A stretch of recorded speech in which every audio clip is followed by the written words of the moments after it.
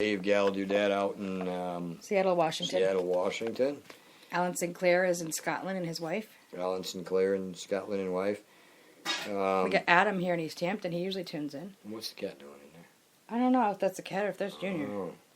And Melinda Marie, who is up here tonight in Massachusetts, spending Christmas with her family and her kids. That's awesome. Wherever you are, I don't know where you are, somewhere in Massachusetts. How about Daryl Rogers? Daryl Rogers, out in Florida, because I know he tagged something. Donnie on Facebook. Merhefka, out in Cali. Gene Rogers. Gene Rogers.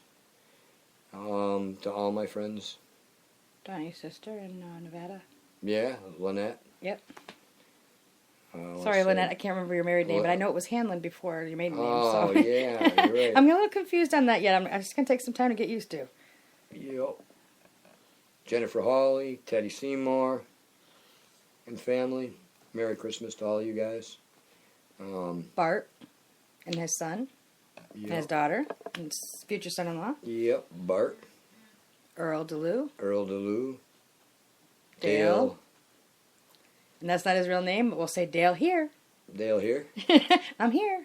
Is that really? That's what he's using as I thought his that was name. his real name. No. Really? Oh my goodness. Oh, he is a redneck, man. Jesus. Oh my goodness. Oh my God. Where's he from now? He cracked me up. He's from down in Missouri. Missouri. He actually, I think he was born. I think he was born here, and he was raised out there. He just came back, so that's yeah, nice. Dale. Dale's a great guy. Glad we get to know him. Dale's the one guy.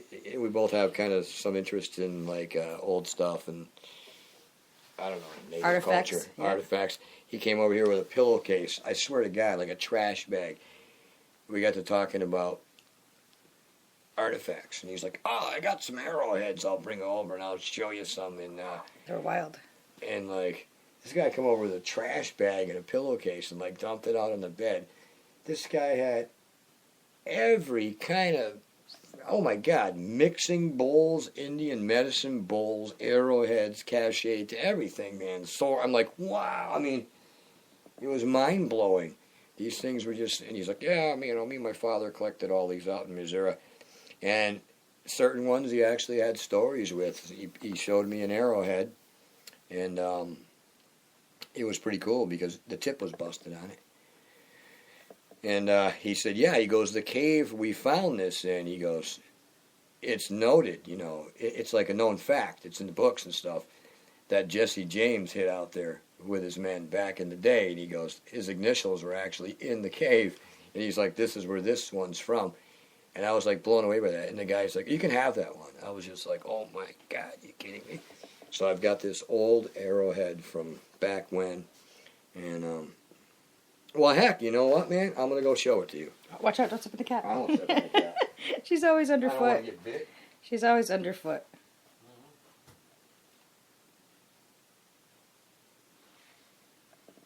Oh, where the hell is it? Oh, that's something only you would know. Huh? Only you would know that. Oh, that ain't so good. You would think I would know. I guess my drawer has accumulated more crap in it. Oh, there it is. Alright. Well, entertain those people. Oh, sorry. I'm sitting here typing everything in, trying to post things to Facebook and resharing them. Hope everybody's having well, now we're officially Christmas.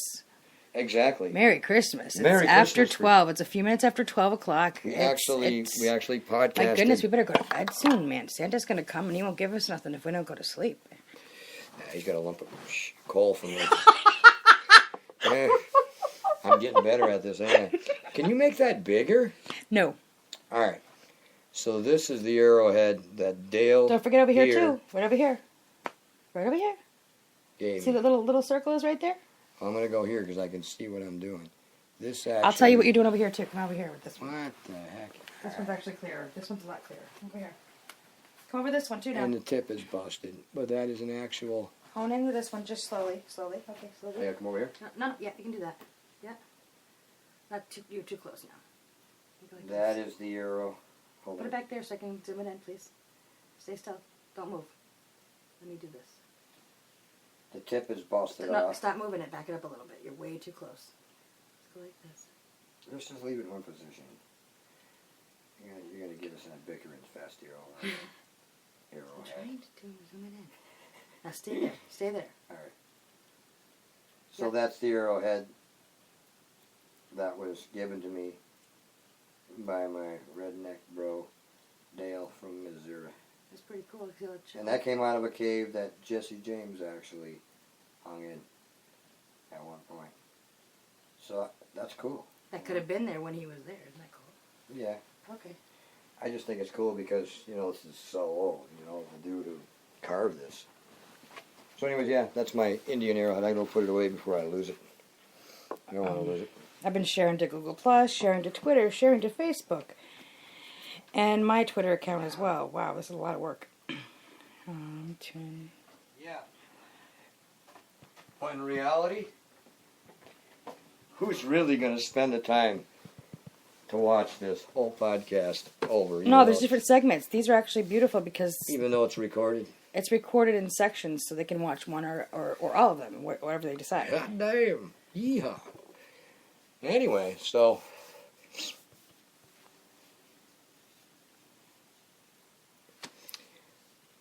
has anybody up here in the Northeast gone to Bright Nights this year? We've got 15 on demand. It's about as much as we get sometimes on a Monday night at Butte. What's that mean? Actually 15, 16, possibly more on that one. You've probably close to 20 people listening tonight. Or really? have listened to it, the Spreaker. Right on. This is awesome.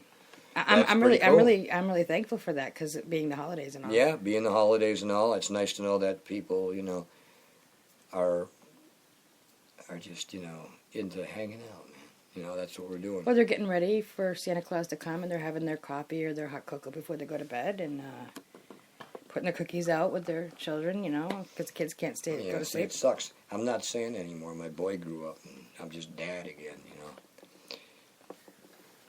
What? That's true. All the little ones should be sleeping better about now. Hopefully, depending on where they are around the world. If there isn't any little ones sleeping it's not 12 o'clock all around the world. Oh, it's not? Like in China, it's 12 noon. But it's already Christmas. So they've already got their stuff. So I guess you're okay with that. Yeah, but anybody... In Australia, it's actually 16 hours ahead of us as well. You didn't know that. I found out because my son likes to Skype people and play games like Minecraft, and he's got lots of friends all over the world and different time zones. Yeah, and I'm but they're learning not all this. believing in Santa by the time they're doing Well, that. yeah, true. If they're my son's age, yeah, sure. 13, yeah, you're right. I don't think so. But, yeah. But, hey, I believe in Santa, My son don't believe in Santa anymore. But, yeah, I believe in Santa. Yeah, we can fix that. Sure. Matter of fact, I think I just seen his sleigh a minute ago out there. But, yeah, so Christmas. What does Christmas mean to all you folks out there? That's always an interesting thing that I think about. I hear so many people say they hate the holiday season. They hate Christmas because of various reasons, because of the commercial hype, the religious hype, or just because something bad happened on Christmas and it reminds them of depression, or they're in a bad way. Well, I'll tell you, I've been in some pretty bad ways, and I've always felt the magic of Christmas, because I think all of us, who relate to Christmas for whatever, I can appreciate the people who hate it too. I can understand, if all your Christmases weren't that great or something really bad happened, yeah, I suppose that would be a reason for,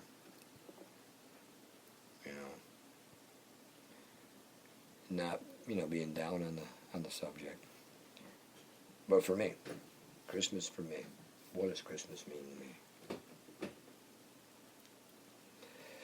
Is it about family? Is it about togetherness? Is it about the Lord? Well,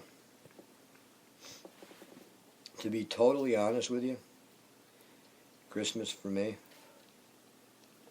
my first ever memories of Christmas was of Santa. Santa coming. and family. I mean, before I was even in school, I remember the feeling and the hype of Christmas, the passing and giving of gifts, getting a gift to open, a magical guy. My parents, sometimes I'd be upstairs playing with my sisters, and they'd call me down the stairs, and my dad'd say, "Oh my God, come here. You just missed it. Santa stopped in and just come down the chimney," and I'd get a gift early, and I'd open it up. And it was never really a good gift. It was like a bar of soap or something kind of. I didn't get the good stuff till Christmas morning. But I remember doing that with, having that happen with my family. And, I was always really, really turned on by the Christmas lights, Christmas lighting, the whole festivity of it. It just seemed like exciting and something really cool. And I guess that's what I associate Christmas with, a lot. And I mean, of course, family and religion is in there as well. But for me, no matter what ever happened to me, or ever does happen to me at Christmas time, I don't think I'll ever hate it. I'm sure I may be depressed someday, but around that time of the year. But I think I'll always be able to tap some of the magic of Christmas in my heart and soul. And I feel very lucky to have gone through it again with my boy, I mean, I almost thought he was going to believe in Santa Claus till he was in 8th grade. I had to he almost didn't believe me when I told him that, hey, I'm Santa. But it was good. It was great. Because to share that magic is a wonderful thing. So to be here in my house, of course my boy, he's in his glory, playing Minecraft on his Skype, but if he's happy, I'm happy, so. And we've done our whole feast tonight, and our family togetherness time, and yeah. So it's I just made a boo-boo, sorry. I'm trying to figure this out. It's just great to be here, be home at Christmas, fairly healthy, fairly happy with my family and with all my friends and all you people watching. So, yeah, I'm glad that some people tuned in and stuck with us, because it isn't always just about the music and the flamboyancy of being a singer-songwriter and shoving my music in people's faces. It's not really what it's about, it's about connection. It's what I like to do with my songs. So I think I've got a good fan base because of that. And, I'm sure there's a lot of people out there that don't like what I do, and that's cool. Oh, yeah, that brings me to another thing. Recently, I'm sure a lot of fans have seen some odd posts on my site, and even an odd song that I did pertaining to being hassled by somebody. Well, yeah, I was hassled by somebody that used to be my friend, and I wouldn't say musical partner, but somebody I had musical dealings with that I broke away from 6 months ago, for reasons that I don't feel need to be disclosed. But this individual seemed to feel the need or take the liberty to go ahead and talk all kinds of trash about me all over Facebook. And basically, he did it because I had seen a post and a picture, something to do with him in a gig musically, that I was tagged to. And I just didn't want to be tagged to him. So I asked the person, and then in a public post, to please not tag me with this man. I says, whether you know it or not, I've cut ties with this individual. I don't wish to be connected